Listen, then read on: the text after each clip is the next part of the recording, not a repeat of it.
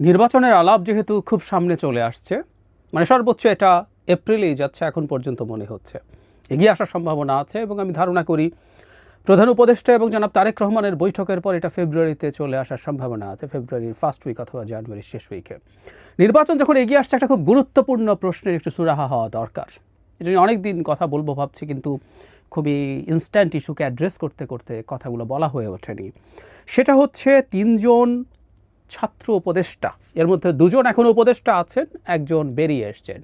জনাব মাহফুজ আলম, জনাব আসিফ মাহমুদ, তারা দুজনই এখন উপদেষ্টা আছেন। আরেকজন জনাব নাহিদ ইসলাম পদত্যাগ করে এনসিপির প্রধান হয়েছেন। এই 3 ছাত্র উপদেষ্টা কি সামনের যে নির্বাচন, ত্রয়োদশ জাতীয় সংসদ নির্বাচন, তাতে অংশ নিতে পারবেন কিনা, এই উত্তরটা দরকার। এবং নৈতিকভাবে তারা যদি নৈতিকতার দিক থেকে চিন্তা করেন, তারা যদি নৈতিক মানুষ হন, তাদের কোনোভাবেই এই নির্বাচনে অংশগ্রহণ করা উচিত নয়। এবং এটা খানিকটা আইনি দিকও আছে, আমি সেই জায়গায় আসব। কেন এই প্রশ্নটা তুললাম এবং কেন আমি এটাকে নৈতিক এবং আইনি দিকের কথা বললাম, সেই জায়গায় আসি।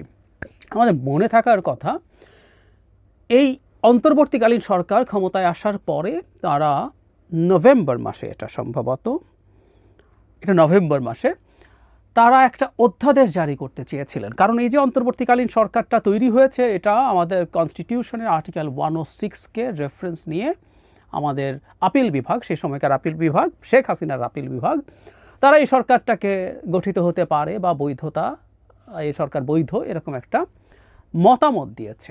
এটা আপিল বিভাগের একটা মতামত দেওয়ার এখতিয়ার, যেটার ভিত্তিতে রাষ্ট্রপতি এই সরকারটা তৈরি করেছেন। গেল, কিন্তু এই যে সরকারটা অপারেট করছে, এই অপারেট করার একটা আইনি ভিত্তিও লাগবে। সেজন্যই আসলে তখন এই অধ্যাদেশটা জারি করা হয়েছিল। যেমন ধরুন, বেসিকটা এরকম যে প্রধান উপদেষ্টা যে কনস্টিটিউশনের প্রধান মন্ত্রীর মতো, কিসের ভিত্তিতে আমরা বলবো? অন্য উপদেষ্টারা যে মন্ত্রীর মতো, কিসের ভিত্তিতে বলবো? প্রধান উপদেষ্টার কী কী ক্ষমতা আছে, উপদেষ্টা কারা হতে পারবে, কতজন নেওয়া যেতে পারে, এই যাবতীয় ইস্যুগুলো। কারণ কনস্টিটিউশন প্রধানমন্ত্রীর কথা বলছে, কনস্টিটিউশন মন্ত্রীদের কথা বলছে, সেই মন্ত্রী কারা হবেন, কিভাবে তৈরি হবেন, কিভাবে তাদেরকে সিলেক্ট করতে হবে, সেগুলো সব মন্ত্রীকে নিয়ে বলা আছে। কিন্তু কোনো একটা বিষয় থাকতে হবে, কোনো একটা আইন থাকতে হবে যেটা বলবে আসলে এরাই ইকুইভ্যালেন্ট টু দ্যাট। এটাই সেই অধ্যাদেশটা। এখন তার আইন তৈরি করা সম্ভব না, কারণ পার্লামেন্ট নেই, ফলে একটা অধ্যাদেশ জারি করার জন্য সম্পূর্ণ অধ্যাদেশ তৈরি হয়ে গিয়েছিল।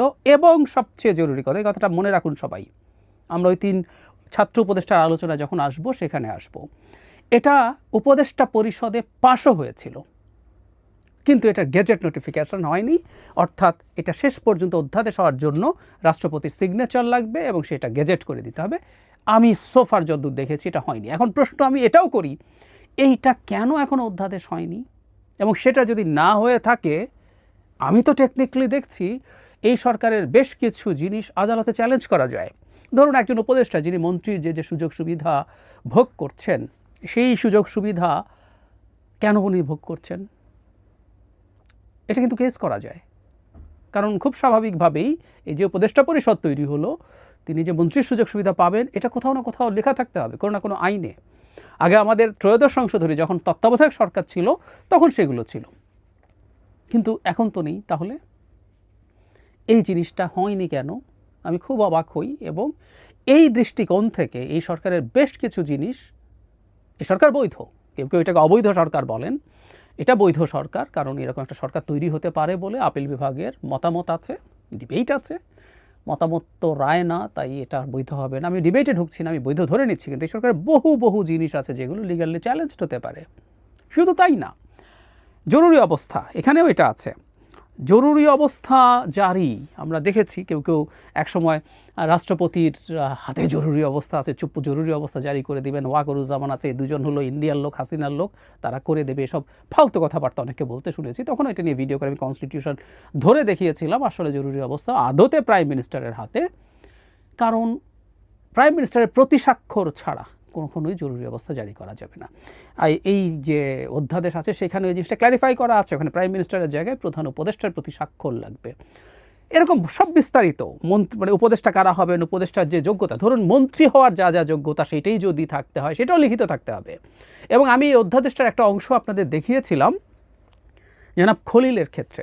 তিনি যে উপদেষ্টা হয়েছেন, আমি দেখিয়েছি যে এই অধ্যাদেশে ঠিক আমাদের কনস্টিটিউশনে যা আছে, আমাদের কনস্টিটিউশনে আছে হলো মন্ত্রী সংসদ সদস্যদের মধ্যে থেকে হতে হবে এবং সংসদ সদস্য হওয়ার যা যা যোগ্যতা তার লাগবে।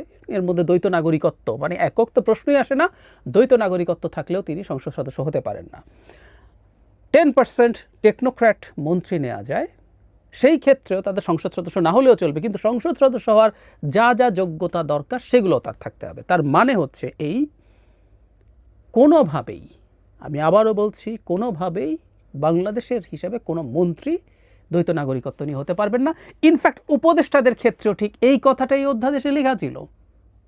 কেউ কেউ বলবেন এটা অধ্যাদেশ হয়নি, এটা পাস হয়েছে। এবার যে জায়গাটায় আসছিলাম, অনেক কিছু আছে, তাদের দায় মুক্তি দেওয়া আছে তারা যেহেতু কাজ করছেন। যদি এসব নিয়ে প্রশ্ন আছে, প্রশ্ন হচ্ছে অধ্যাদেশ কিন্তু দিনের শেষে পরবর্তী সংসদে এটাকে আইনে পরিণত করতে হবে, না হলে অধ্যাদেশ আসলে এফেক্টিভ থাকবে না। এটা খুবই জরুরি ব্যাপার। সো অধ্যাদেশ দিয়ে for the time being next পার্লামেন্টের আগ পর্যন্ত কাজ চলবে এবং কোনো লিগাল চ্যালেঞ্জ হলে সেটাকে সে ডিফেন্ড করতে পারবে, ফেস করতে পারবে, কিন্তু সেটা পরবর্তীতেও আইনে পরিবর্তিত হওয়ার প্রশ্ন আছে। সুতরাং এই ব্যাপারগুলো অবশ্যই সবাইকে মাথায় রাখতে হবে। ভবিষ্যৎ সরকারের সাথে মানে বর্তমানে যারা আছেন তাদের ইন্টারাকশন কেমন হবে, তাদের মিথস্ক্রিয়া কেমন হবে সেগুলো। আচ্ছা, এবার যে জায়গাটায় আসছি, এখানে একটা সাবহেডিং আমি বিবিসি বাংলায় দেখছি, উপদেষ্টা হতে পারবেন না যারা। এখানে মানে মোটামুটি আমাদের মন্ত্রীদের যা যা নিয়ম সেটাই আছে। পাশাপাশি উপদেষ্টার পদে বসতে হলে ব্যক্তিকে ত্রয়োদশ জাতীয় সংসদ নির্বাচন এবং স্থানীয় সরকার প্রতিষ্ঠানের জনপ্রতিনিধি নির্বাচনে প্রার্থী হবেন না মর্মে সম্মতি দিতে হবে। আমি আবারও পড়ছি, পাশাপাশি উপদেষ্টার পদে বসতে হলে ব্যক্তিকে ত্রয়োদশ জাতীয় সংসদ নির্বাচন এবং স্থানীয় সরকার প্রতিষ্ঠানের জনপ্রতিনিধি নির্বাচনে প্রার্থী হবেন না মর্মে সম্মতি দিতে হবে। তার মানে যখন নভেম্বর মাসে এই অধ্যাদেশ জারি হয়, যেটা মাহফুজ আলম, জনাব আসিফ মাহমুদ, জনাব নাহিদ ইসলাম, এই তিনজন সেই উপদেষ্টা পরিষদের সদস্য ছিলেন এবং তারা সহ উপদেষ্টা পরিষদ এই যে অধ্যাদেশ এটা তারা পাস করেছেন, তারা নীতিগতভাবে এটা সমর্থন করেছেন। এটা এখনও যেহেতু আইন হয়নি, মানে অধ্যাদেশ হয়নি, জারি হয়নি, আমি নিশ্চিত আমি খুঁজে দেখলাম এটার আসলে কোনো রকম কোনো গেজেট নোটিফিকেশন আমি দেখিনি। এক অবিশ্বাস্য ব্যাপার, এই প্রশ্নগুলোর জবাব সরকারকে দিতে হবে। তো যাই হোক, হয়নি যেহেতু কেউ বলবেন যে এটা এখনও অধ্যাদেশ নয়, সো এটার আইনি বাধ্যবাধকতা নেই।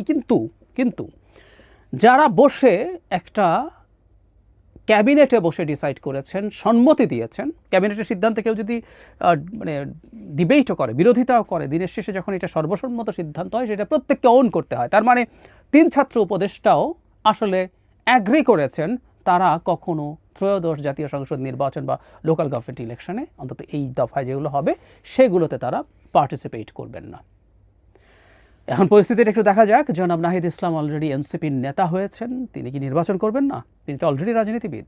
টেকনিক্যালি বলা যায় বাকি দুজন সরকারে আছেন, তারা হয়তো করবেন না, তারা দলে আসবেন না, কিন্তু অন্তত একজন জনাব আসিফ মাহমুদকে তার এলাকায় প্রচুর জনসংযোগ করার মতো পরিস্থিতি দেখা যাচ্ছে। তিনি লাঠবহন নিয়ে যান, সরকারি নানান সুবিধা বেনিফিট তিনি সেখানে দেন তার এলাকার উন্নয়নের জন্য। যেহেতু তিনি এলজিআরডির মতো গুরুত্বপূর্ণ মন্ত্রণালয় আছেন, এসব নানান আলোচনা আছে। হোয়াট এভার, তিনিও কি নির্বাচনে অংশগ্রহণ করবেন না? তিনি কি এনসিপিতে যাবেন না বা অন্য কোথাও? জনাব মাহফুজ আলম এবং জনাব আসিফ মাহমুদও একই ক্যাটাগরিতে পড়েন। ওই যে বলছিলাম, এটা নৈতিক, এটা অনৈতিক হবে তারা যদি নির্বাচনে পার্টিসিপেট করেন। এবং আবারও বলছি, তারা এটা অ্যাগ্রি করেছিলেন, এটা একটা লিগাল ব্যাকগ্রাউন্ড তৈরি হওয়ার জন্য। অধ্যাদেশ মানে এটা একটা আইনি বাধ্যবাধকতার জন্য তারা অ্যাগ্রি করেছিলেন।